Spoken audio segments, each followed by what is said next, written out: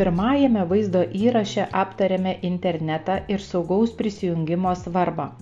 Šiame vaizdo įraše sužinosime, kodėl neturėtume dalytis asmeninę informaciją su niekuo internete ir kada turėtumėte tai pasakyti suaugusiems.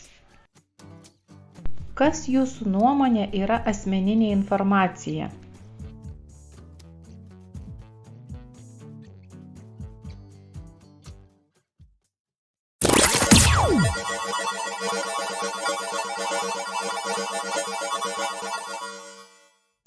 Ar prisimenat Sarą? Sara vėl prisijungs prie mūsų ir padės mums suprasti, kodėl neturėtume dalytis asmeninę informaciją internete ir kada turėtumėte apie tai pasakyti suaugusiems. Sara, ar gali pasakyti, kokios asmeninės informacijos neturėtumėte su niekuo dalytis internete?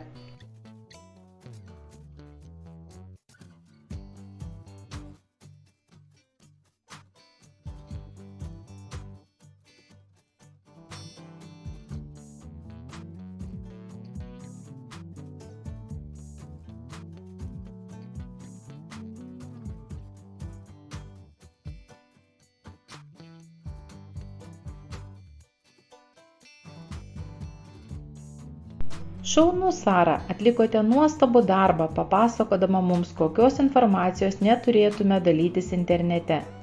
Apibendrinant galima pasakyti, kad tai yra tokia informacija kaip jūsų vardas, pavardė, adresas, telefono numeris, mokyklos, kurioje lankotės pavadinimas ir net miesto, kuriame gyvenate pavadinimas. Ši informacija niekada neturėtų būti dalijama internete be suaugusių leidimo. Labai svarbu, kad mūsų asmeninė informacija būtų saugi. Jei kada nors jaučiatės netikri arba kas nors internete prašo jūsų informacijos, kam turėtumėte apie tai pasakyti? Teisingai, visada pasakykite suaugusiajam, kuriuo pasitikite, pavyzdžiui, mamai, tėčiui, seneliui ar mokytojui. Jie padės apsaugoti jūs internete.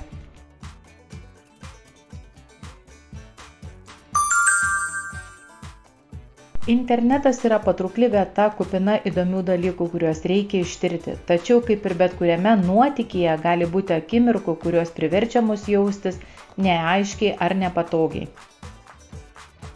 Kartais naršydami internete galime aptikti dalykų, kurie atrodo keistai, baisus ar ne visai tinkami.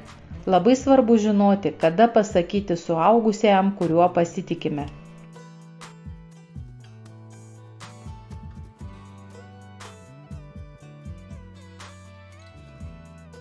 Naudodamiesi internetu nėra gerai jaustis neužtikrintam ar išsigandusiam, tačiau atminkite, kad esate drąsūs ir stiprus ir privalote pasakyti suaugusiam, kai pamatote kažką, kas yra netinkama.